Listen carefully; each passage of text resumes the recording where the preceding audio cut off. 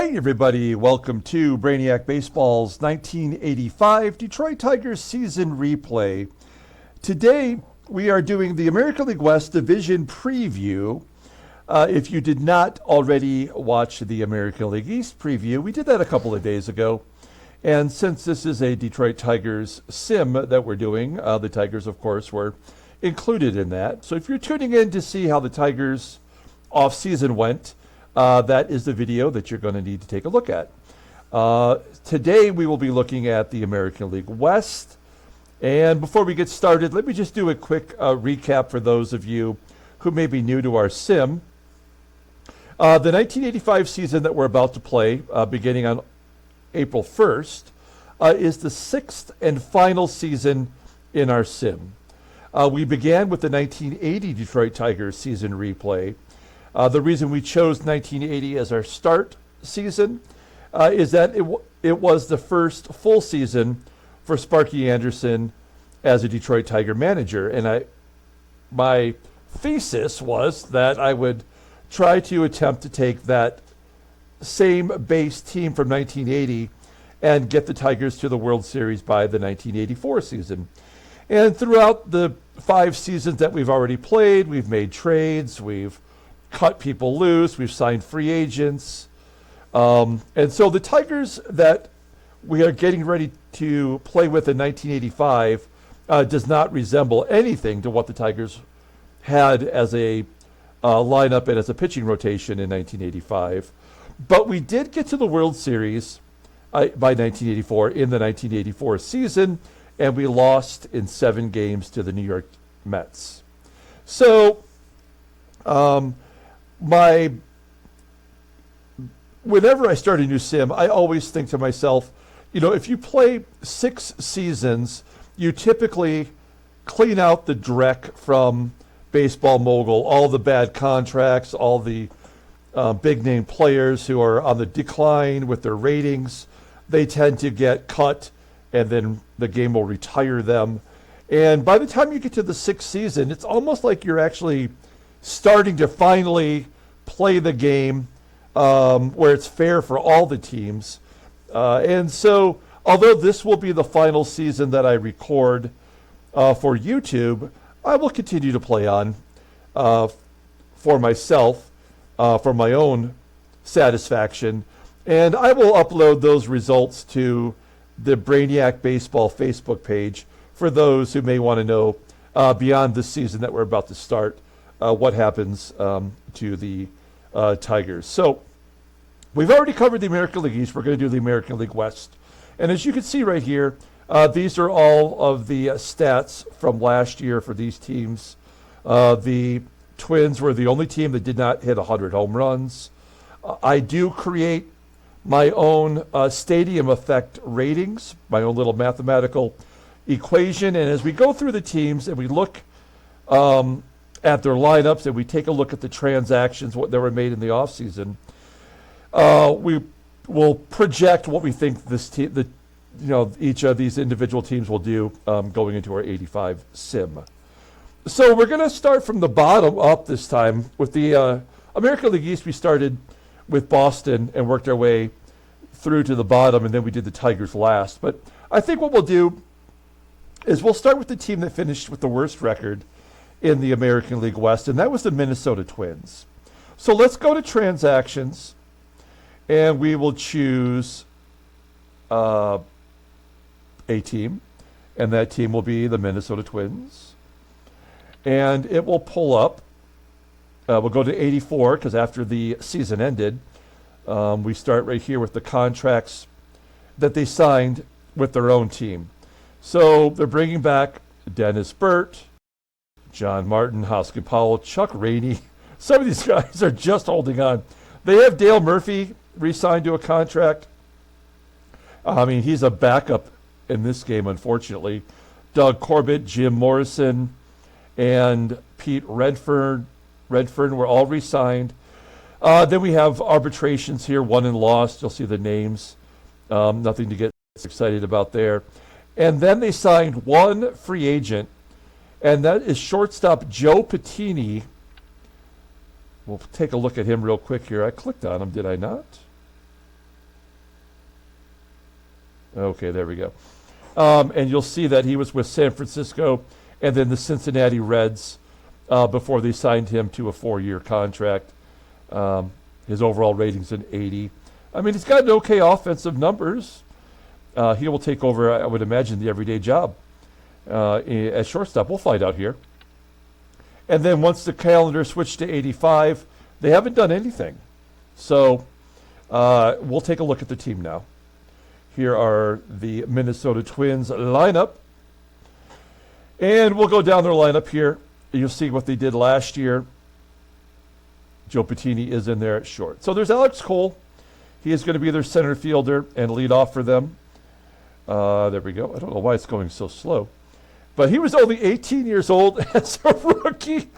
Again, this is why I like this game, and also it's some of the worst parts about it, that they would call up an 18-year-old, stick him in center field, and make him play every day, and have him like with a 531 OPS for a last-place team. But on the other hand, that means that there wasn't a player like Dale Murphy playing center field every day with a much lower rating and with no chance to help this team improve. So Alex Cole's a center fielder, and you can see he did not do great. And then Joe Patini, as we mentioned, is taking over at short. Gil Reyes is their catcher. He only got into some late season games last year with an 84 overall rating. 80, if you're new to this, the overall rating of 80 is league average. Any rating that you see that's 80 or above is average or better, right? Anything below it is below average. Then we have Cecil Fielder, Big Daddy. He's already played 3 years for them. He goes to arbitration this year, so they'll have to pay him or have him go to, be cut or maybe traded. But you can see he's been pretty consistent, and I'm a big Cecil Fielder fan. We use all the real baseball cards that were available in the 1985 season. So this is an 86 Topps style, and that is Cecil Fielder's rookie card, was 1986. So he's actually played really 2.5 full seasons in the majors before he ever made it to the majors in real life. Here's Jim Eisenreich. He is the right fielder for the Twins. I guess he's batting fifth. Batting sixth is Troy Neal, the DH, another 18-year-old called up. And Troy Neal had like a lot of power in real life, but in this game, I mean, he's still a teenager, so maybe that power will develop, maybe it won't. Another teenager, Gary Cooper, he's 20 now. He is their third baseman. Hoskin Powell, I'm guessing, is going to play right field for them. He's like the one Minnesota Twin player who's every day in the lineup since we started in 1980. Oh, and then finally, Kurt Siebert. He is their second baseman, and he's got a terrible rating, and I don't know, he has no power. So he's a schlub, if you ever saw a schlub. And then we can see their bench here. John Tamargo's their backup catcher, it looks like, with Deion James, fourth outfielder. And then Mike Fischlin, Randy Velarde, Billy Smith. These are all middle infielders. I can't believe there isn't anybody else that they could use to help their team. But having three utility guys is probably not the best way. I don't know. Maybe they will help them. Maybe there's some platoons in there. I don't know. We'll take a look here at their minor league system in AAA. There's Dale Murphy, who didn't get much playing time last year, but he did all right when he was in there. But a lot of these guys that are sub 80 ratings, they're at the end of their career. The game is just keeping them holding on. After the sixth season, this season here, a lot of them will be gone. They'll washed out, and the game, like I said, can really begin. Double A, there's not much here to get excited about either. Greg Gagney's never going to quite make it. Gary Renicke's on his way out. Eduardo Jimenez has an 82. That's a guy that probably should be in the lineup somehow. Especially if they're going to start 19-year-olds. Why not have Eduardo Jimenez? And then in single A, they have new players and washed out players. Kent Herbeck never made it. Lenny Fido never made it. BJ Sturhoff, I believe, was just drafted. So he's got a peak rating of 85. That's great. There's Lou Walker. Hey, there's Lou Frazier, Larry Walker. So Larry Walker, Hall of Famer. That's hopeful. And Jay Bell was a great shortstop in his time. So I believe he was an all-star for the Pirates. So, I mean, they have three people in single-A ball with B.J. Surhoff, Larry Walker, and Jay Bell that are name brand players that will help them eventually. I don't know how they're not in there, as if like Jay Bell's a shortstop, the shortstop's Joe Patini. Well, okay, so Patini's rated an 80, Jay Bell's a 76, and at some point Jay Bell this season will probably get to an 80 or even surpass Patini and will probably become their everyday shortstop. So this offense is terrible. If we look at Minnesota's stadium effects, left-handed batters have a 12% more likely chance to hit home runs. So they don't have a left-hander in there that could pound it. Maybe Deion James on the bench. Right-handers have a 10% less chance. And then looking at hits, right-handers have a 14% more chance to get a hit. Okay? So this is a team that's not going anywhere this year.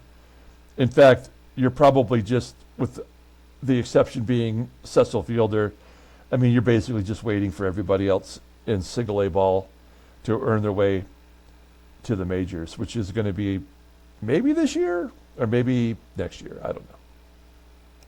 But don't count on the Twins doing anything of value. And when you look at their pitching rotation, you can see they are truly in trouble here. We'll start it off with their so-called ace, Kevin Gross. He was in the majors in real life in 1985, but on the Phillies. 9-13 last year. That's really not what you want from an ace, but he did have a 4.37 ERA, which is reasonable, and he only threw 152 innings, so he'll get his first full year. You can see right here how the Twins value their players. Kevin Gross is someone that they might consider trading, even though he is their ace and maybe their best hope for someone who can help them out. Number 2 in the rotation is Frank Viola. This game, Baseball Mogul absolutely does not respect Frank Viola. He is always injured. His health is a 78. He gets injured all the times. And with the one time that he almost pitched a 32 start season, he went 6-19 with a 5.19 ERA. So he is only 23 years old, or he's 24 now. So maybe the game will turn the corner with him this season. And that's the most you can hope for. Paul Moskow holding on way beyond his expiration date. He was actually out of baseball after 82. But he's still in there. And he won 6 games in 11 games. Somebody's got to start. He's an innings eater. Hasn't missed a start in 3 years, so you got to give him that much. Tom Klowitter, who at one point was considered their ace, he peaked in 83, a guy that came out of nowhere, went 17-11, and then last year he went 4-21 and fell from being their ace to being their number 4 starter. And then Dennis Burt, who we just saw was signed to an extension. He will be the number 5 starter. And at least he had double-digit wins last year. He also walked 25 more batters than he struck out, which will get you sent to AAA pretty quick. But he is in the rotation. Let's look at their bullpen.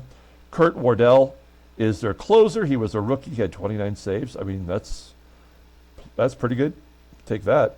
Frank Euphemia is their setup guy. He is a right-hander. Doug Corbett, represented on the Angels, but still on the Twins. Mike Kinnunen. We've got Paul Boris with an 83 tops card. John Martin.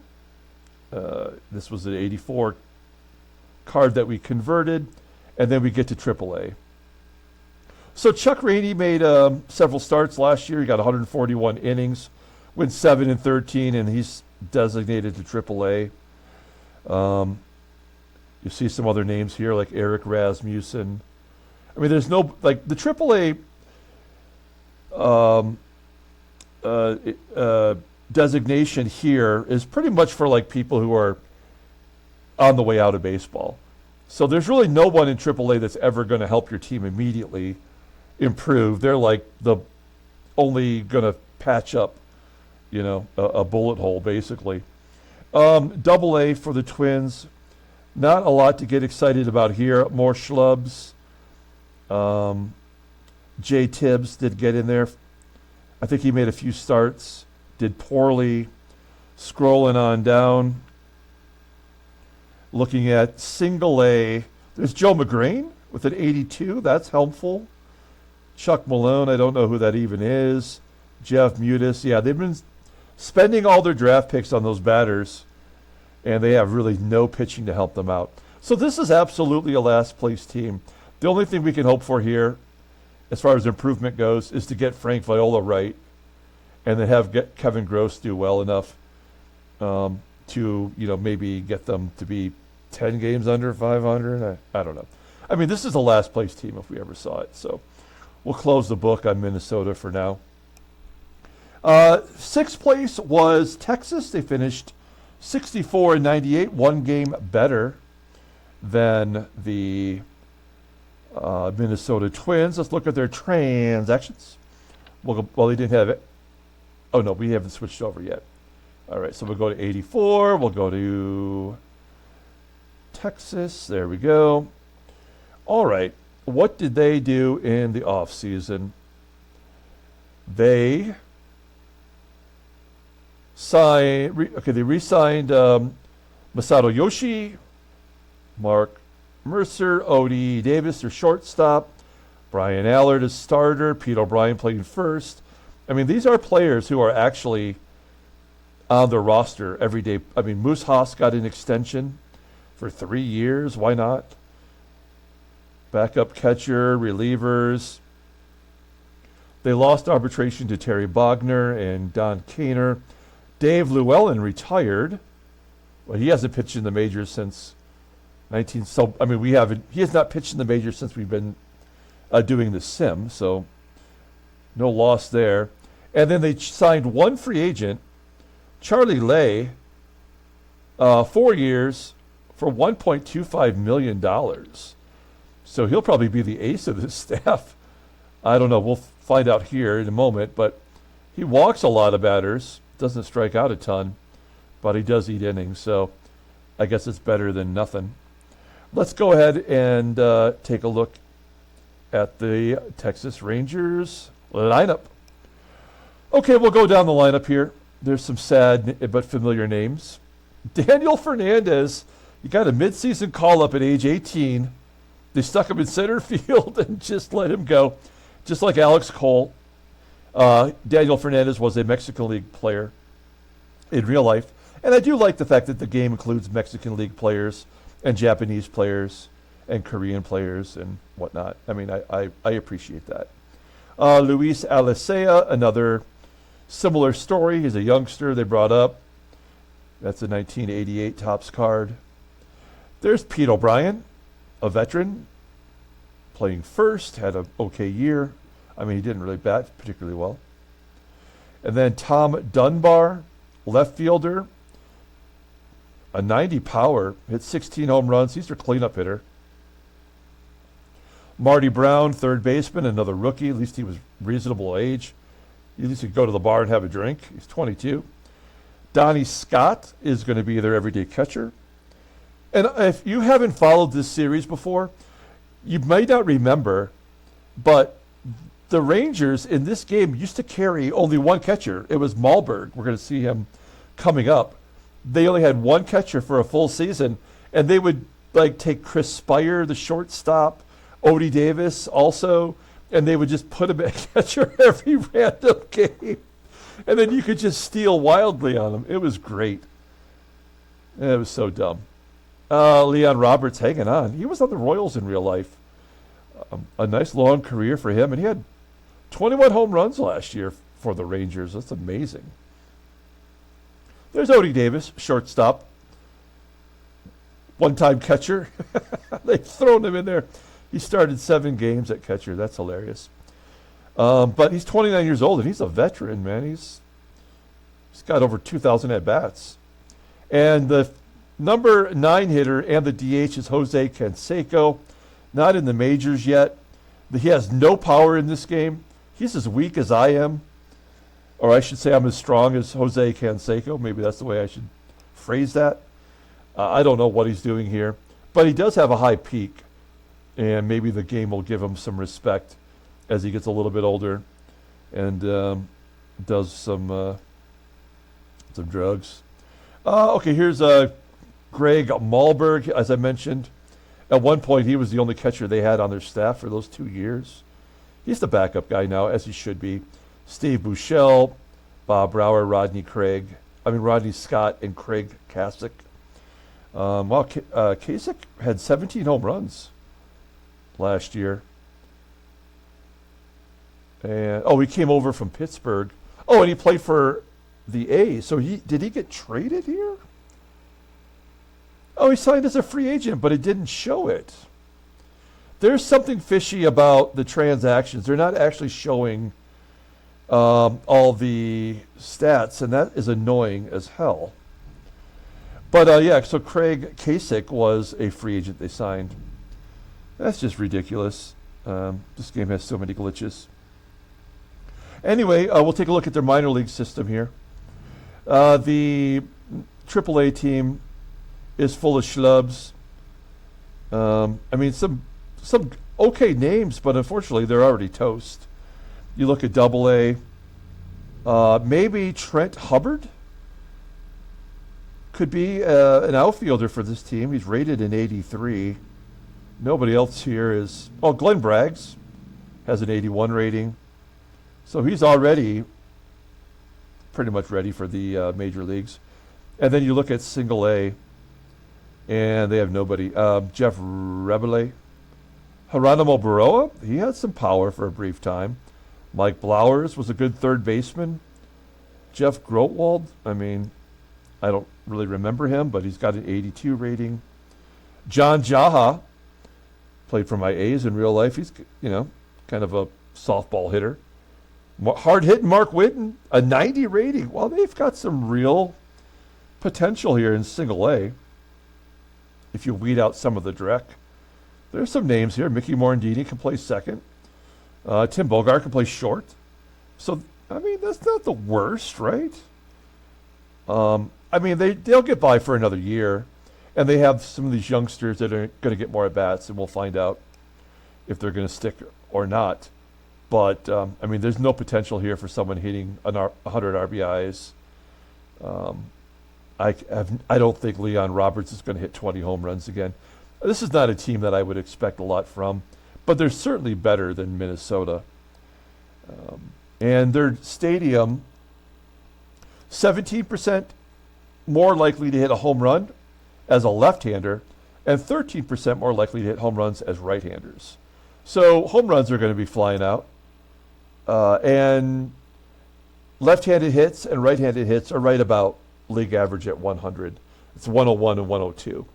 So, this is going to be an average hitting team. Okay, we'll take a look at the pitchers. Well, okay, so we all remember Al Lakowitz. There's your Lakowitz if you need it. He kind of came out of nowhere. I have no idea who he is, but he is their staff ace with a 91 rating. Look, he's won 12 and 12 games since he became an every 5-day starter. Over 200. He's cut his walks down. His strikeouts are up, so he's trending in the right direction. He is technically their ace, and they gave him some more money. So that's good news. And then there's Charlie Lay, who they signed as their number 2. You could do worse. Here's worse. Morris Madden, we traded him to the Rangers. Who did we get in that deal? Why am I already forgetting? They haven't even kept the data. All right, well, he made 16 starts after 17 relief appearances with us. And he did all right, 6-5. And he's got potential, so that's like maybe 3 solid starters. There's Brian Allard, who's not good. And Moose Haas, who they gave a big extension to, and he is also very bad. No good, don't do it. but they did it. The guy had a 326 opponent's batting average, and they're like, why don't we give you a raise and extend you for another couple extra seasons? What a life. Let's take a look at the bullpen. Mark Mercer is their closer. Weird, but he did have 17 saves last year and pitched really good. In fact, he's pitched really great every season. So that is a guy who's on the block. Jerry Dongleyton, JDG, had a good year as a setup man, left-hander. Tony Fossis, another lefty, had his first full year. Rich Rodriguez got a little cup of coffee at the end of the season. Bob McClure, hanging on to his major league dreams at age 32. Terrible ratings, but he's still in there. And Mike Mason did a little starting, a little relieving, and he did pretty good. Wow. Like almost a 2-to-1 ratio from walks to strikeouts. That's always good. He's a left-hander also. How many lefties do they have in the pen? Let's find out. Oh, shit, they have all lefties. What? That's insane. Everybody who's in the bullpen is a left-hander. I mean, that's a gamble. Wow. And they're not even that great rated either. Like, they're just so-so. But they don't have any other options. They have Charlie Huff, who's a 75 and a righty, but wow. I mean, Jim Farr, Don Kaner, those were starters who filled in with injuries last year in the rotation. Steve Comer, I mean, he's a righty. He should be in there. What's he look like? I mean, I don't know. Yeah, anyway, looking at the rest of their AAA, it's all garbage. It's all stuff that'll be cleaned out at the end of the year. Then we have AA. I mean, people with good ratings. You have Scott May, Bob Sebra, and Norm Charlton. I mean, that's okay. Dwayne Hendry. Oh, he's already toast. And then in single A, they have John Smiley. There you go. How old is he?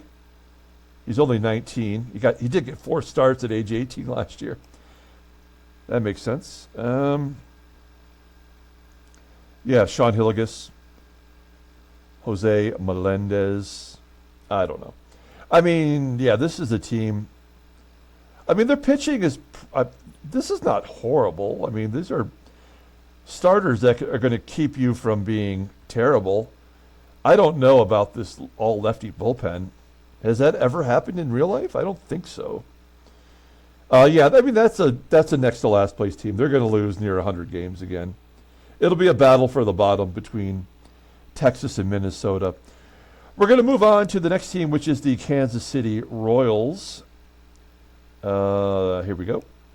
Take a look at the transactions. I have no idea why this game is all jacked up, but they are jacked up, and that's frustrating. So I don't know how much we're missing here. I mean, we don't have anybody. It doesn't show the people that didn't re-sign. I don't know. It's very frustrating, but whatever. Let's see here.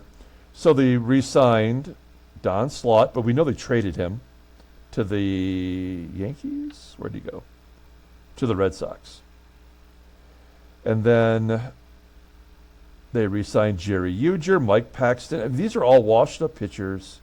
Rennie Martin, Jeff Twitty, Raleigh Eastwick, Bob Baylor, Dave Chalk, Pat Sheridan. They lost arbitration on a couple guys.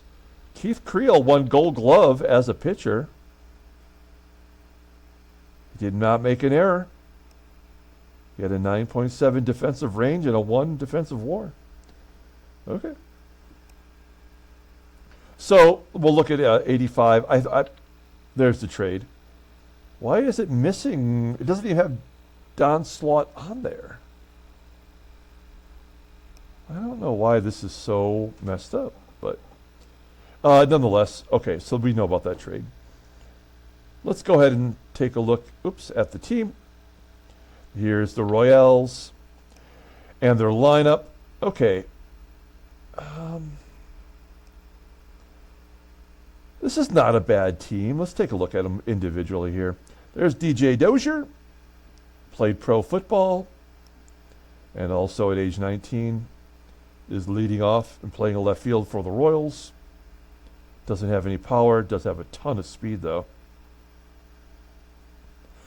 Batting second is the catcher, Phil Lombardi. Weird. All right. Batting third is Darryl Motley, right fielder. Had a good year. Batting cleanup is, coming off his rookie season, is the crime dog, Fred McGriff, playing first base. I mean, he had some good numbers. He's got power. He's in the Hall of Fame. I mean, that's potentially a good future. There's someone named Butch Davis in left field. He had a real card that year. So he was a legit guy and had a good season. Andy Stankiewicz put some stank on it. His second year. All right. Rene Gonzalez. I guess he's the third baseman for this team. And Jose Gonzalez. He's in center field. And then I think the batting ninth is the shortstop, Gary Templeton, who is still reasonably good in this game. I mean, he had 36 doubles last year. This is a guy that should be batting first or second on the team.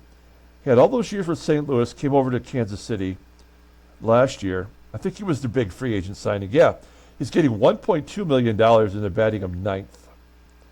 $1.2 million in this game is a whole ton of money in 1985 in this sim. So they're paying him a buttload of money, and he's basically batting ninth. That doesn't make any sense. Although he did have a .282 on-base percentage, didn't he? That is not very good. Okay, their backup catchers are Bobby Ramos. We sent him over there, and he did really good last year. So good for him. We hope he turns out all right. Cliff Pasternicki. There's Pat Sheridan, Kelly Heath, and Pete Lecoq is holding on.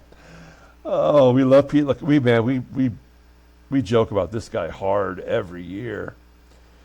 And, I mean, he was getting some everyday at-bats. He was out of baseball after the 81 season. And he's had still 2 years plus. And he's on the bench. And then we look at the minor league system. There's Hojo, who we traded over there when we took away George Brett. And eventually we took away Willie Wilson. But they've got nobody else in AAA. Howard Johnson's a legit player for them. And he's almost equal to Rene Gonzalez at third. I would rather have Hojo, but what do I know? Look at AA. I mean, there's nothing in AA. Not one thing. No one. What about single A? There's Darren Reed in right field, Webster Garrison, Fernando Ramsey, Darryl Sherman, Tony Barron. Craig Worthington is a 91. These are not names that are going to get you excited, but the ratings look like the game thinks they're legit. So there's 6 players right there that, are several years away. Take a look at the pitching staff. This is not a good team. I mean, having Fred McGriff as your anchor is pretty good, and having Gary Templeton in your number 9 spot is pretty interesting, but all these guys have just played their first season. I mean, who knows what the game's going to do with them, so it's kind of hard to predict. We'll look at the Royals' pitching staff here. Their ace is former Tiger Howard Bailey. We traded him over there as part of that big package for George Brett. He went 7-17, but he ate some innings, walked more than he struck out. That's not a good sign. There's Keith Creel, the Gold Glove winner. He went 14-13 with a .440. That's not nothing. Former Tiger Jerry Uger. It's good to see him getting some regular starts. 7-14 with a .537 ERA, more walks and strikeouts. Mike Jones had a rookie season where he made 9 starts. He was bad. He was actually on the team in real life. That's his real 1985 Topps card. And another pitcher who's been out of baseball forever in real life, but he keeps getting starts and he keeps eating innings and he keeps having an ERA over 6.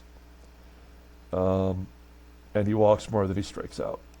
So, I mean, I think it's kind of amazing that the game continues to give these guys an opportunity to pitch. Mike Jones actually has the highest rating of the 5 of them. So, I don't know. Good luck with that. Atlee Hammaker is their closer. He did not save any games last year. His endurance is a little higher than most closers, and he's a left-hander. But it looks like he will be a closer for the Royals. They'll probably do a closer by committee thing. Here's Al Howland, who was their closer last year.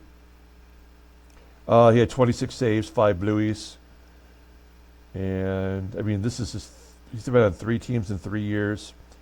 He'll have a second season for Kansas City, and he's only got a 72 rating, so, like, this game does not respect him at all. Raleigh Eastwick, another guy that was out of baseball by 82, and yet he's still holding on and still getting the job done. So that's cool. Jeff Twitty. We've got Gene Pence, who was a closer for Pittsburgh in this game. Came over to Kansas City last year as a free agent and has not done very well. Oops. And Dar Smith in the bullpen as well. Long reliever. He got into 1 game, pitched 4 1/3 in relief. Okay, so let's take a look here at their minor league system. AAA, I mean, there's nobody here. Roger Mason at least looks reasonable. Oh, and Rich Gale's kind of like their 6th starter. Dennis Leonard, I mean, he was out of baseball now, unfortunately, but he is still on the team for the rest of this year in AAA. But maybe he could get a couple starts. And then, yeah, I mean, not anyone here that is going to get you excited. There's our boy Roy Thomas. We like him. He's in AA. Doug Drabeck, we traded over there in part of that deal. He was just never going to work out, no matter how hard we tried. Nobody in AA. Let's look at single A. Yeah, I mean, there's a guy named Brian Kaiser. Bloss Minor. I mean, wow, they have nobody. Oh, John Hudick with an 86 rating. I missed him. I mean, he's like really the only guy. Mark Petkovsik has an 87. Oh, and Mark Dewey. Okay, I just missed a couple there. I guess I was just looking for names. Oh, there's Brett Saberhagen, but he sucks too. This game definitely gets a lot of things wrong. Brett Saberhagen was a rookie in 85, and he was blowing the doors off of batters. But he's got a 70. I mean, the guy won't make it to... This guy will never make it to the majors in our sim. And yet they're holding on to some of these schlubs in the majors. Yeah, this team is bad. Their pitching staff is terrible. I mean, this is a team that could lose 100 games despite having an okay offense. And they have no hope, from what I can see here. So they will probably continue to drop. All right, well, let's get to some reasonable teams. Next one up is going to be the Chicago White Sox. Now, the White Sox, they made a run at the end of the year last year, if I recall correctly. And I was like, whoa. Oh, shoot. Sorry. My bad. And I was like, well, they might actually win the division. But they came back down to earth. And what am I doing? Come on. Here we go. Transactions. 84. And Chicago. White Sox. There we go. So, wow, they made a lot of moves. Okay. They re-signed just about everybody they could. Ron Kittle they re-signed. Baumgartner. Rusty Kuntz. Dewey. Harry Chapass. Thad Bosley. There's Jim Sundberg, Mike Squires. I mean, these are all people that are probably low in the minor league system. John Matlick got a 2-year deal. Tony Scott. Kevin Bell. Bert Roberge. Oh, these are people who won and lost arbitration. And then they signed Mark Littell as a free agent. He is a reliever. They gave him $415,000 and stuck him in AAA. And he was the closer last year for Seattle, at least part-time. And then 2 years back, he was a closer for St. Louis. So that doesn't seem to be making any sense. Okay. I forgot. And then they had that trade. Oh no, that's right. They did not make a trade. All right, whatever. Let's take a look at their team. Keeping it moving. The first video was an hour and a half, and I just sometimes don't know when to shut up. Now, here's a team that pounded the cover off the ball. So you could see what I'm saying. Like they were making a real run at it. They had 3 batters with over 100 RBI, and they don't have, and none of them are the cleanup hitter. That's crazy. Well, let's take a look at this team. It probably helps that most of them stayed healthy, and that none of them were probably rookies. This is a team that I think is going to be scary good this year. Ty Gainey in center field is their everyday center fielder. He had 21 home runs. What are the White Sox home runs? Lefties, only 3%. More likely to hit home run. Righties are exactly at average 100. So maybe not as many home runs. Neil Fiala has been their everyday second baseman for a few years now. Dale Sveum, he was a rookie. Got 600 at-bats for crying out loud. Hit 17 home runs. Did not win the Rookie of the Year. Joel Skinner is their catcher. He was a rookie. Had 27 home runs. Sap Randall will be going into his 3rd full season. He had 30 home runs, 107 RBIs, playing first base. Ron Kittle, is he a left fielder or a DH? No, he's left field. And he's good. He's okay defensively. He had 30 home runs. He's had 3 consecutive 30 home runs or more years. That's pretty good. Batted .318. That's amazing. And this is and did the White Sox make the playoffs in '85? So I'll be curious to see what happens there. Rod Allen kind of came out of nowhere in this game. Hit 36 home runs, 26 home runs. He had .311. Oh my gosh. He is their DH. Crushing it. Tim Hewlett playing 3rd. I mean, you look at the teams we've already seen. Kansas City, Texas, and Minnesota. And they can't hold a light to this team. And Chris Burgess is their number 9 hitter in right field. He came over from the Giants last year, and he had a career year. So that's pretty impressive. Okay, well, we'll take a look at their bench. They got Jim Sundberg, one of the best defensive catchers of the era. Harry Chappis to utility. Ellis Valentine still holding on. Fran Mullins. And Tony Scott as another outfielder. We look at the AAA here. There's Harold Baines. He never made it to the majors yet, I don't think. Rusty Kuntz. I mean, Eric Bullock, an 82 rating. That's helpful if someone goes down in the outfield. You look at AA here. There's Biff. Biff had that one great year in our sim. In 1982, he came over to the White Sox, had 27 home runs. He got to play the next year, and then that was it. They got rid of him. All right. Let's see. Yeah, I mean, there's Buddy Bell. He's done. Kevin Bell. All the Bells are in AA. Lamar. I mean, yeah, these are all schlubs that the game needs to clean out. I would imagine after the season starts, we still have a whole month of spring training to play. I'll have a separate video when we do all the divisions, when they're complete. I'll have a separate video where we'll take a look at the Tigers and we'll just go one day at a time, all the way through spring training. And there'll be transactions, there'll be injuries, there'll be trades, And there'll be people getting cut, like these schlubs that we're looking at here. Now, it's single A ball. They've got Nelson Liriano. That's not really hopeful. Well, they got a bunch of people. Drew Denson, Wes Chamberlain, a 90, Jeff Baldwin, Eric Pappas. Oh, and Greg Walker, who's injured for 25 more games. So he will be ready by spring training, or by opening day. I don't think he's on the roster, though. I think he's AAA. But, they don't really have a lot of people in the minors that, they're all in the majors. And all their majors are good. Everybody is 80 or better. Well, not Joel Skinner, Fiala, or Gainey, but they've already proven that they can play.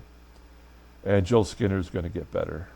So, this is an offense that ought to power them to a potential division title. But what about their pitching?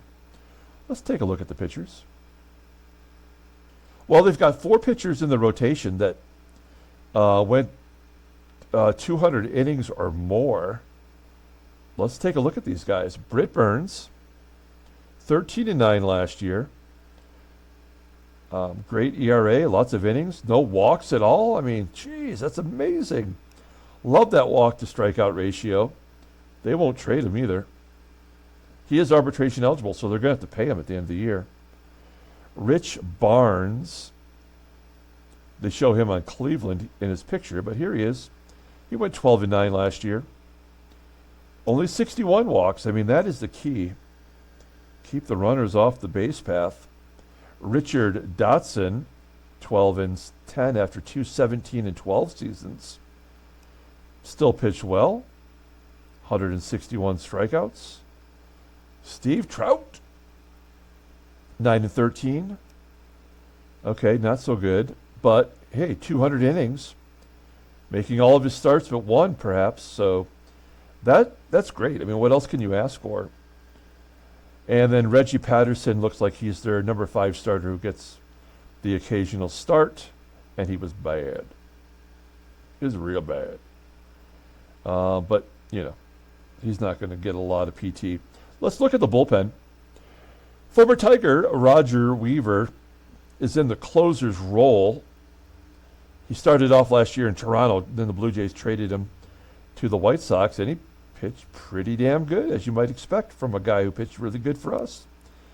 He even was a closer for us. He's going to be the closer for them, at least out of the gate. And I would expect him to do well.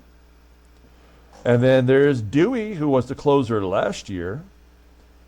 And, yeah, with an ERA that high, you probably should not be the closer. But a serviceable bullpen arm. Salome Baroja on the Mariners in 85. That's the 85 Donruss card. I love those. He was not very good last year either. Is the bullpen a problem? Bert Roberge did okay as a right-hander. Okay numbers. Al Jones, another right-hander. He was not great. And Jim Seawee was not good as a right-hander. All right. So, hit and miss from the bullpen. But I like what I see with the starters, 1 through 4. If you can make your start, at least you have a chance. So we'll give them credit for that. Francisco Barrios is dead. Lamar Hoyt, I think, was on the Padres. Oh, no, it was just last year with the White Sox. He was doing mounds of cocaine. Ross Baumgartner. There's John Matlack at the end of his career. Bill Long, rated an 83. He's a right. Oh, they have an all-righty bullpen. They don't have any left-handers. Yeah, that's weird. Mark Littell, they signed to that big money. He should probably be in there. Definitely has a better rating than Dewey Robinson. Maybe when spring training ends, he might be in there. Who knows? We'll have to wait and see. So AAA is not going to give him much. It's Jack Hardy. He's got an 80 at least. Mark Esser in 81. So they've got some options there, which is good. Depth is always good. Double A, not great. Chuck Tanner's son, Bruce, an 86 out of an 87. Like, this guy's ready for the majors now.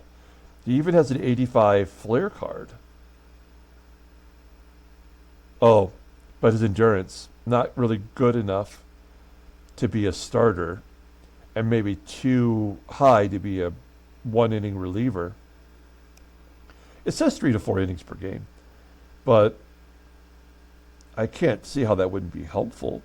Rene Arocha, yeah, I mean, that's about it. Single A, Buddy Groom, Howard Farmer, Pete Harnish. We like Pete Harnish. And Jeff Shaw's pretty damn good. And they've actually got, their number 5 starters in on the IL for a week. So he'll be ready. So here's Bob Fallon in his 85 card. He was 11-7 last year. So he'll take over for Reggie Patterson.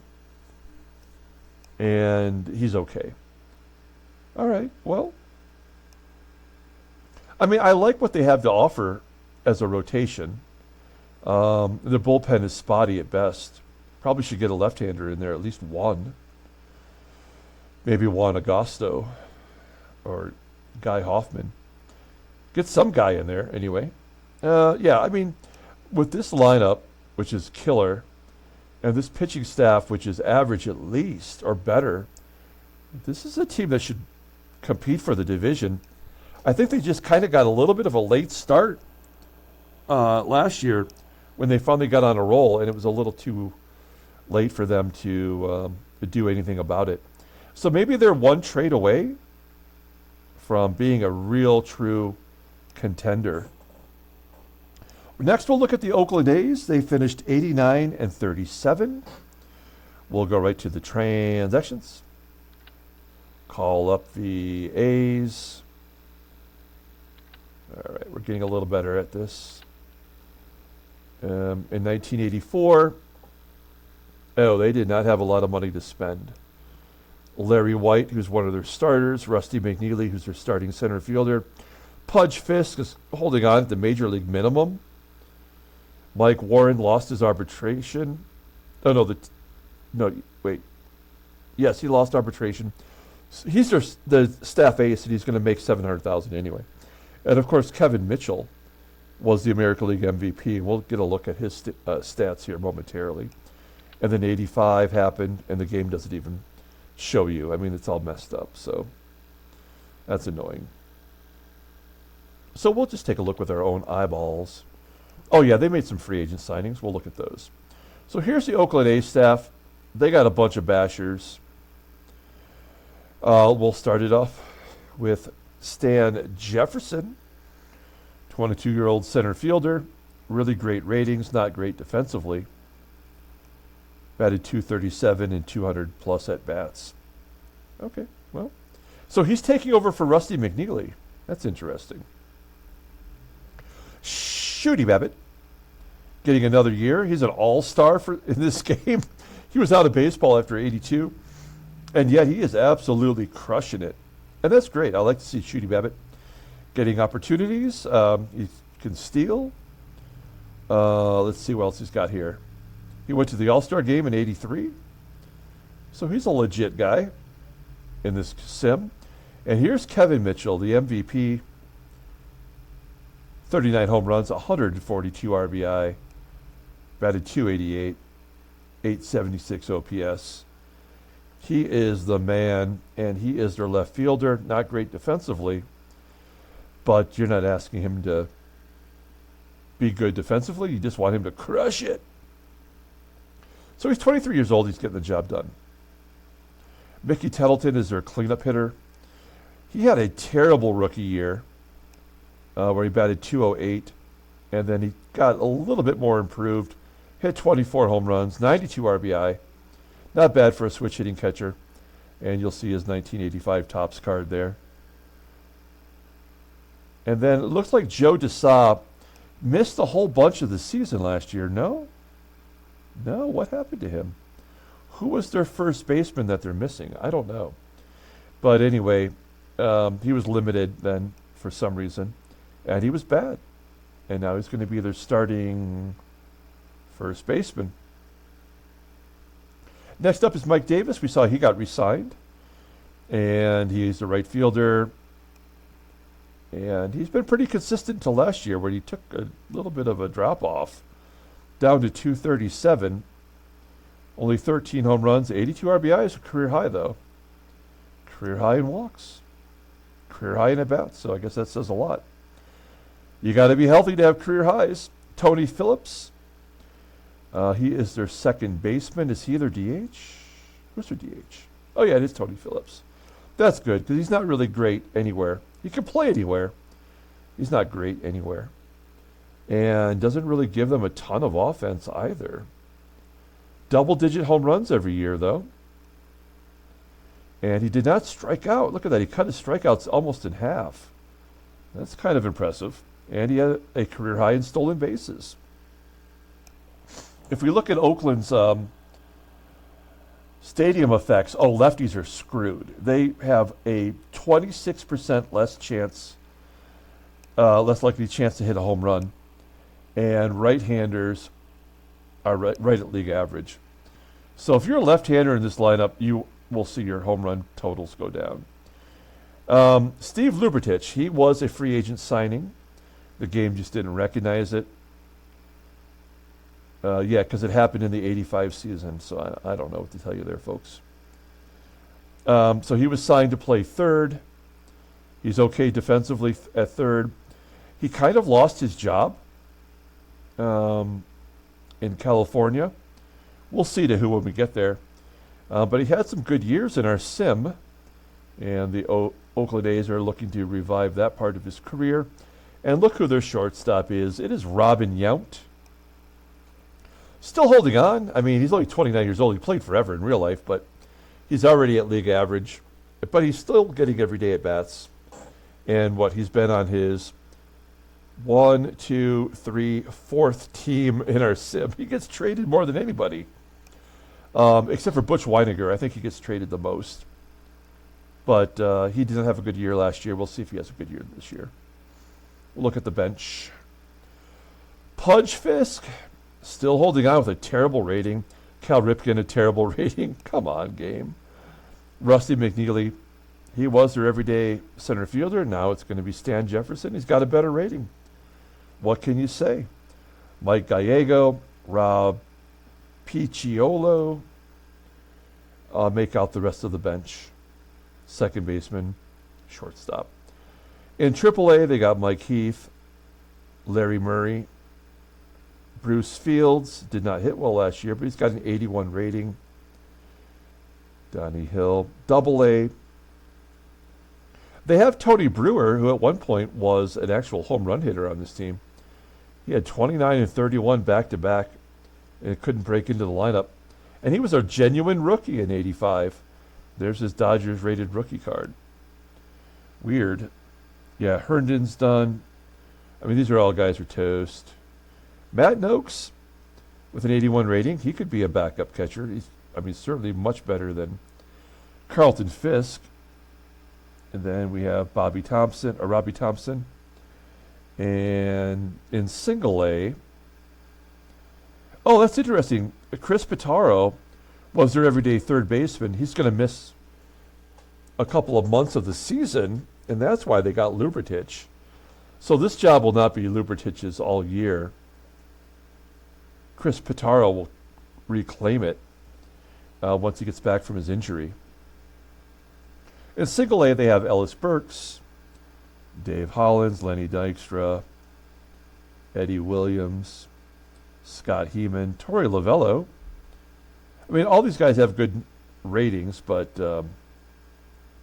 who knows what they'll have when they get to the majors. I mean, Ellis Burks was a great hitter for the Red Sox. Has he made it to the majors yet? No, he's been in single A ball all those years. He's 20 years old. Okay, look, this is his rookie card. So he didn't get to the majors until 87 or 86 even. So he's not quite seasoned enough. I mean, this is a good offense. They've already proven that they're good. Steve Lupatich will help them until Chris Pitaro gets back. They're basically the same type of hitter, although Pitaro's a switch hitter. So we'll see what happens there. Okay, let's take a look here at the pitching staff as I take a quick drink of water, pardon me.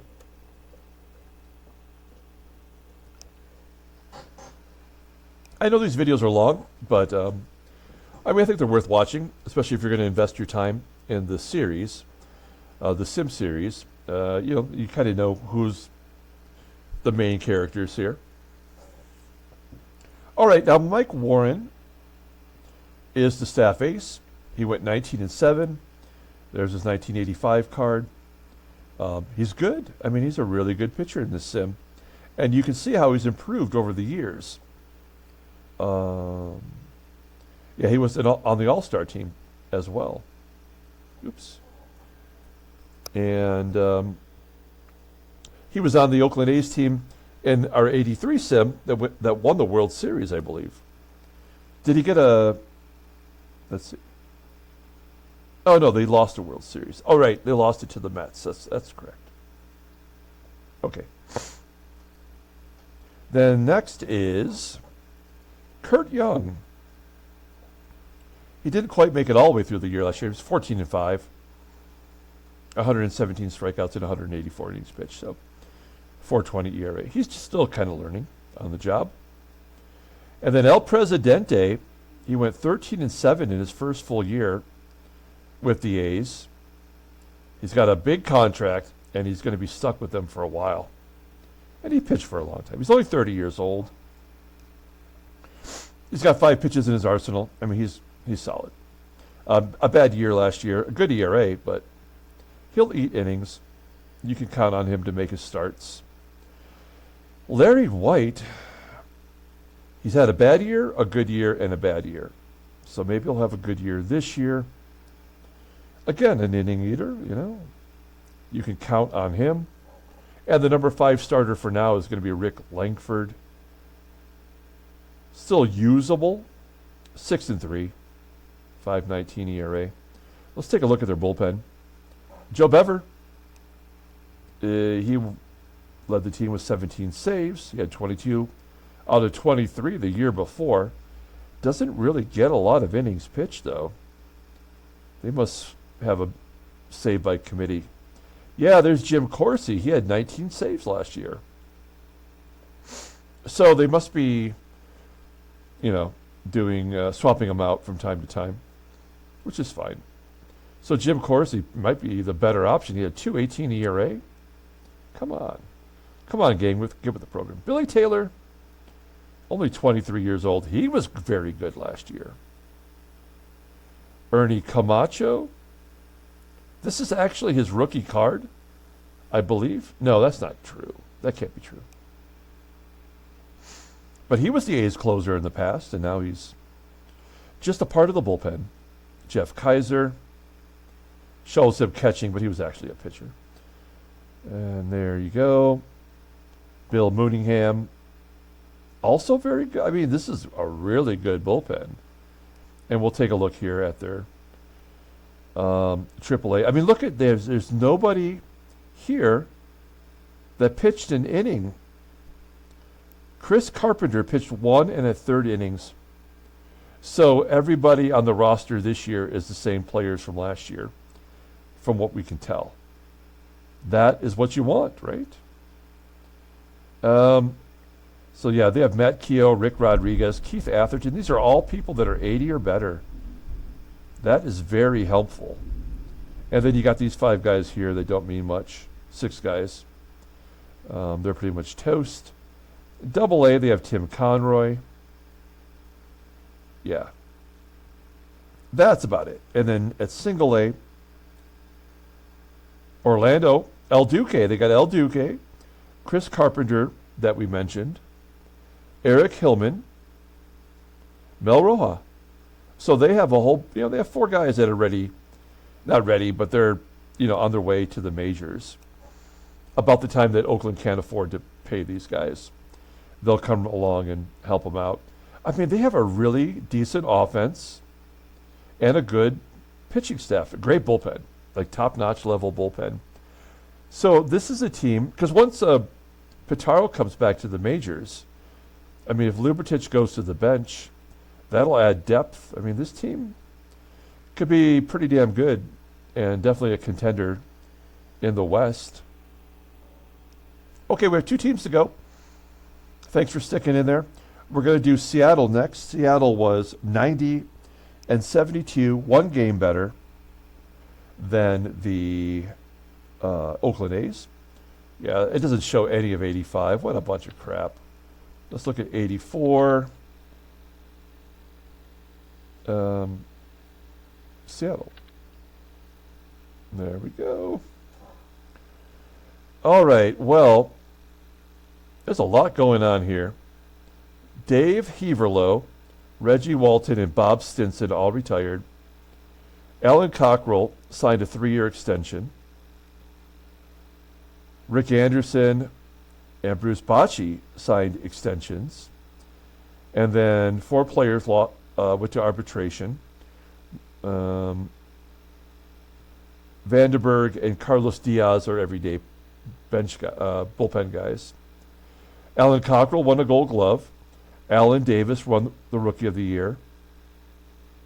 They traded for Steve Springer to play third, and they traded for Randy Azador to play third. What? Okay, well let's look at this team. 85. Did they have anything? They signed the best pitcher available, Bruce Berenyi, a 4-year, $3.2 million deal. That is bonkers, yo. Let's take a look at this team. This will be interesting. Will that be enough to get him over the top? Oh my gosh, look at this. Absolutely crazy. So they trade for Steve Springer, and they put him on the bench, and they trade for Randy Azador, and he's your starter. That doesn't make any sense. Okay, let's look at this lineup. This is a great lineup. Harold Reynolds, in his 5th season, starting at second base. He's going to get you some stolen bases. He even found some power. Seattle, what's their home runs like? 15% less likely as a left-handed bat, 28% more likely in the Kingdom as a right-handed bat. Interesting. Spike Owen at short.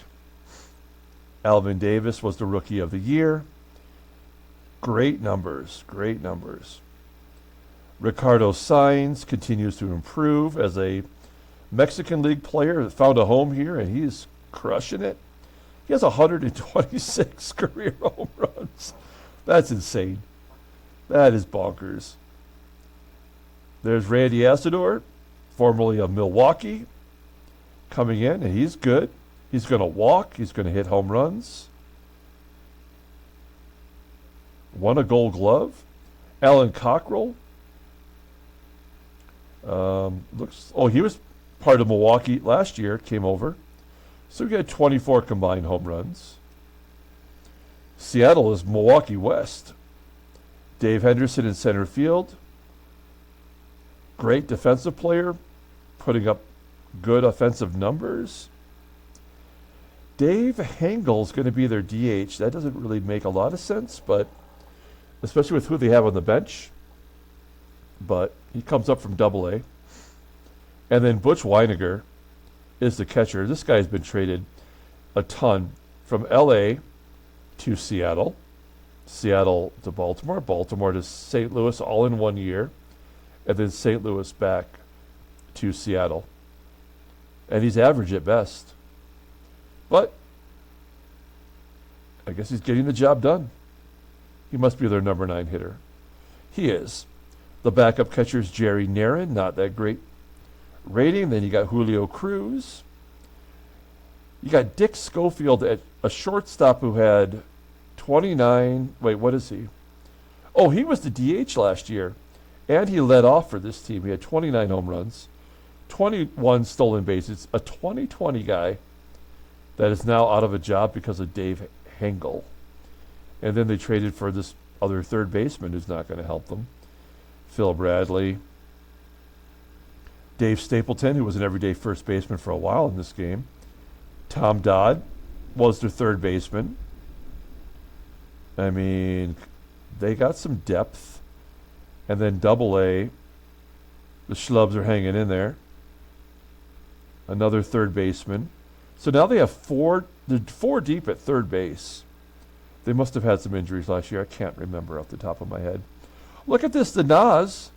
Tom Pagnozzi's back down in single A ball. So he must have dropped off the table. Oh, yeah, look at the skills diminishing. That's too bad. He was really, really good. I guess they used him for what they needed, and then they dumped him back in single A. Yeah, Bruce Bhakti, Mike Easler. I mean, these are all, there's Jamie Allen, another third baseman. None of these guys are going to help them. They're all just waiting to retire. So Pagnozzi in single A, it's just weird. Anybody who can help them. Walt Weiss is not great. Julian Yan has a good rating. That's another good catcher, Joe Oliver. We got the Tommies, Hinzo and Greg, Scott Brocious, Jorge Brito. So they have like some people here, but nobody to get excited about. This is probably the best offensive team in baseball, or not in baseball, in the American League, almost guaranteed. And they have depth, so that makes it tough. I don't know how they didn't win last year. I guess California just outslugged them. We'll take a look at California momentarily. Let's look at the pitching staff. Okay, they already had Mark Langston, the former Cy Young Award winner, in our sim, and then they added Bereni. Let's take a look here. Mark Langston, all he does is strike out everyone. He's won 21, 20, and 17. 266 strikeouts and 200. And he strikes out more than a strikeout an inning. That's pretty rare for a baseball mogul. That just tells you how incredible that guy is. Wow. The fastball, the slider, curveball. That's unbelievable. And then you bring in Bruce Bereni. He won 20, 12, and then 18 for Cincinnati. He strikes out over 200. This is a good guy. I mean, this is what a get. But he's making $3.2 million. Langston was making 1.1 for at least one more year after this year. Buddy Black is the number 3 starter. He's still trying to figure it out. He has not thrown 200 innings yet. His health is just average. That's a really, really good top 3, though. Floyd Yeoman, in his second season, he went 15 and 12 last year. Not great numbers. In fact, he walked 135. That's not great.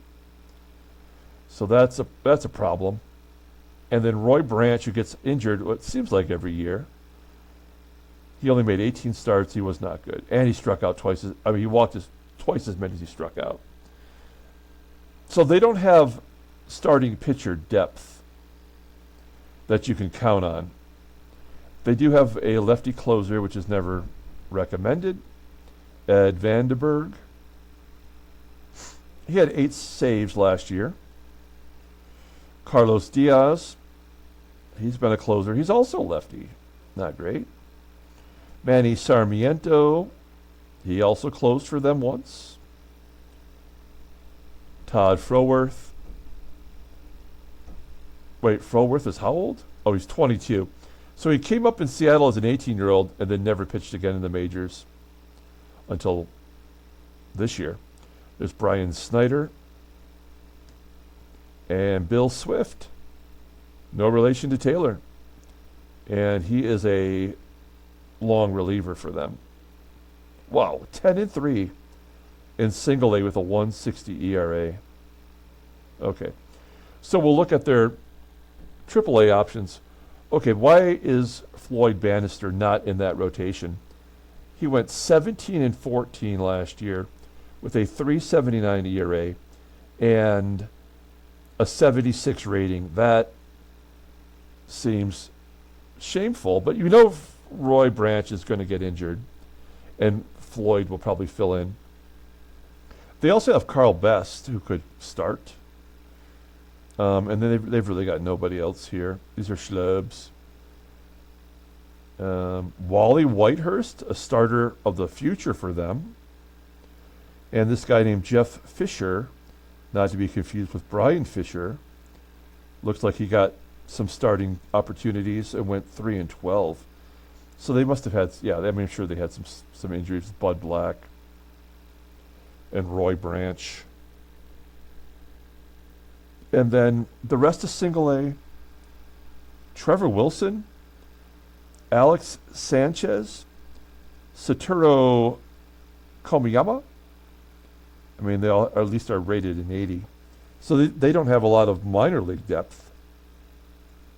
But you wouldn't mind having a number 6 starter in AAA named Floyd Bannister. That's perfect for when somebody falls out, and they will. Man, this is a team that really could win the division. They got Froworth and Swift, who did not pitch in the majors last year, and some suspect arms, but otherwise not too shabby. I mean, this is a team that absolutely can win the division. I guess it's going to depend on what we see with California, which is the last team that we'll be looking at today. So let's go ahead and get to the Angels. Yeah, it doesn't show anything. This game blows. All right, here we go. Wow, they did not much at all. They gave a contract extension to Brian Harper, Gary Pettis, Bobby Grich, who's not even on the roster, I don't think, Mike Brown, Frank Tanana won the Cy Young Award, and Darryl Sconyers was a Gold Glove winner. That's cool. All right, let's go ahead and take a look at the lineup. So they did make some changes the game just didn't recognize. We'll see here momentarily. Yeah, I don't really like the way they look. Let's see here. Gary Pettis has been a consistent starter for them. He was an actual rookie in real life, and this is Gary Pettis' brother. This is not Gary Pettis, as you can tell by his pose and the young face. This is another very collectible baseball card, as Gary Pettis' brother filled in for Gary Pettis on his rookie baseball card. But he's got a ton of steals. He gets on base, he scores, A great leadoff guy, and of course a Gold Glove defender in real life. Now Terry Poole, he did have a full year with the Angels last year. Very strange. Okay, well, he's a great defender, not a very good hitter in my mind. But he batted .333 last year. He did not qualify for the batting title, did he? He did not. .403 on base percentage. I wonder what he would do if he didn't get injured. Or I don't know, maybe he's being platooned. There's the catcher, Brian Harper. Spent all of his time with California, and he had 40 doubles and 24 home runs, 124 RBI, batted .300. I mean, that's crazy good for any catcher. He's not very good defensively, which is why he became a DH in real life. But in real life, he was a very good hitter. Out of the Detroit Tigers system, by the way. Here's Jack Howell. He is their third baseman. He was a rookie, and he was good, but not great. Great by rookie standards, anyway. Darryl Sconyers won the Gold Glove. Had 106 runs, 106 RBI, 37 home runs. Batted .283. Can't ask for much more than that. Paul Molitor spent almost a full year with the Angels. He got traded over here. He had 11 home runs total last year. He had 100 RBI. Batted .303 in his time with the Angels. What does Anaheim Stadium look like? 9% more likely to hit a home run for a left-hander, 8% more likely to hit a home run for a right-hander. Okay. Glenn Hubbard. I guess he's in a platoon at second. He did manage to get a bunch of at-bats last year. nothing to write home about. Gus Polidor as a rookie, 41 doubles, batted .308. Unbelievable what this game does. And then Jim Eppard will be the left fielder. He's not good anywhere defensively, but he had a really good year in AAA last year, and I guess that's why they need him in left. What are their other options? They got Mike Brown. Was he a left fielder? It says right field. Yeah. He's got a track record. He had 100 RBIs. And Darren Jackson, who's a center fielder, but could play left field. That's just weird, man. Terry Poole played right field. And that's why he's in right. Okay, very strange. Gary Pettis is obviously a center fielder. So I don't know what happened there. But somehow Jim Eppard got... Oh, because Rolando Rooms played left field, but he's listed as a right fielder. That's wacky. All right, well, I don't know what to say about that. Yeah, so their backup catcher is Darryl Miller, Pete Coachman, Darren Jackson, Craig Gerber, Mike Brown. Bobby Grich is in AAA, but he's got a 65 rating. I mean, okay, Carney Lansford, we like him. Game doesn't respect him. Eddie Murray, come on, man. He's in AAA with a 79. In AA, they got Bruno. Keith Hernandez, come on. I mean, they can... The thing is, this team will trade for anybody because, like the Yankees, they can take on all the payroll, but they don't have any way to get everyone into the lineup. I'm sure when they traded for Keith Hernandez, they probably didn't think Darryl Sconyers was going to be the everyday starter, nor should he be, but whatever. Okay, AA, they got Troy Afner as a catcher, rated an 84. 84, 85. That could be helpful.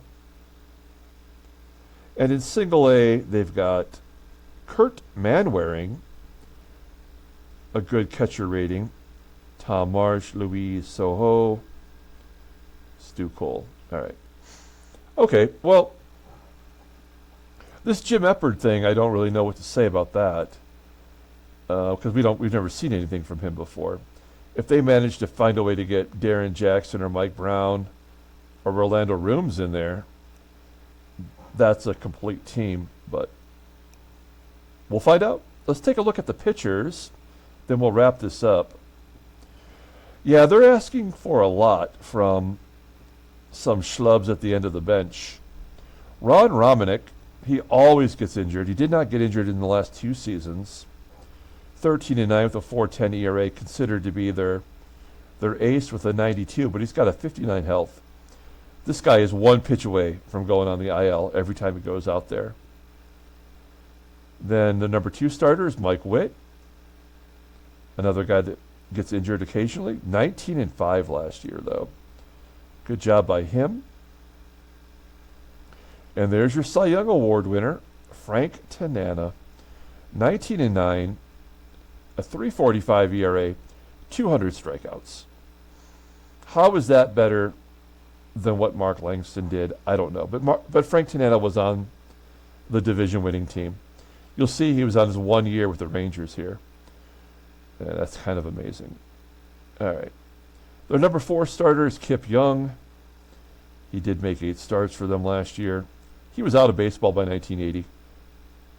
And he's made all these starts. In fact, he was 13-7 with the Reds that 1 year. And he won a World Series game with the Reds. And there's Ed Halicki still holding on, out of baseball after 81. And the game keeps running him out there. And he keeps winning, despite his ERA not being great. All right. We'll take a look here quickly at the bullpen. Mark Clear is their closer. He's been very good for them forever until last year when he lost his closing role. Todd Fisher did take over as a closer, and he was awesome, and yet he does not get the job, at least as of yet. Kurt Brown pitched well. Jeff Brantley pitching, I mean, potentially he's going to be great. 16 strikeouts in 15 2/3. You got to love that. T.R. Bryden, career California Angel in our sim. He has been absolutely lights out every year. I mean, that is amazing from a guy you probably never heard of. And Kurt McCaskill, he did make one start last year, but he's been a reliever, and he was very good. He must be the long reliever with that endurance of 69. Let's take a look at the minor league system, and we'll wrap this up. Well, they have Terry Clark. That's really good. He was not good last year, but his rating is very high. And Dave Smith, not our Dave Smith, but the Angels' Dave Smith. He pitched last year, was okay. Otherwise, just a bunch of schlubs. In Double-A, they got Eric Bell. Bill Wegman is average at best.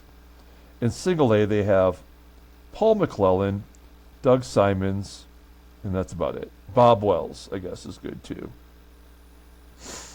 So, I mean, this is as good as any team. I mean, now beyond their first three starters, I don't think starter 4 or 5 is very good. I mean, at some point here, Ed Halicki's got to stop being average, you know, and maybe start being really bad, in which case they have a real problem because they don't have another starter that they can really rely on immediately. Did Eric Bell make a start? No, he was in relief. So, yeah, I feel like Seattle, with their trades, have surpassed California. But when you have a Cy Young Award winner, you never know. And they got Mike Witt, who is worthy of a Cy Young Award. They have 3 batters that had over 100 RBI. Dale Sconyers had 37 home runs. They've got speed. Their defense is reasonable. It's just the depth of their pitching staff that I think is a little bit of a problem. Okay, everybody, that's going to wrap it up for the American League West. I hope that was entertaining and informative. We've now completed all of the American League. Within a couple of days, I'll begin to do the National League. We'll do the National League East and the West. Those will go quicker because there's less teams. So we should be able to get through those videos hopefully in an hour or less.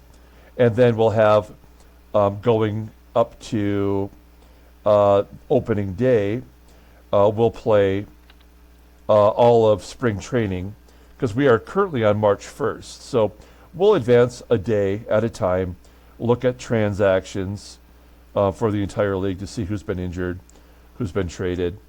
We'll see if there's any Tigers that are maybe the positions are open for someone to win. And yeah, see if there's any free agent signings, whatever. So that's what we'll do before we get to opening day. So we still got some work to do. I hope you all enjoyed it. We're going to come back in a couple of days with the next video. Until then, you can watch the end of the 1970 Seattle Pilots series right here on this channel. Until next time, everyone, have a great day.